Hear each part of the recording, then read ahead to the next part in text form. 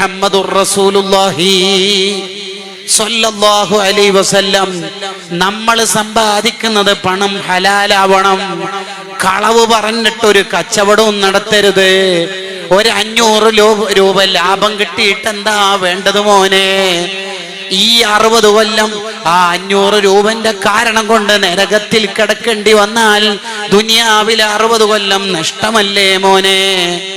സ്വത്ത് വിൽക്കുന്ന സമയത്ത് കളവ് പറയുക, സാധനം വിൽക്കുന്ന സമയത്ത് പല കളവും പറയുക, അതൊന്നും നമുക്ക് പറ്റൂലല്ലോ.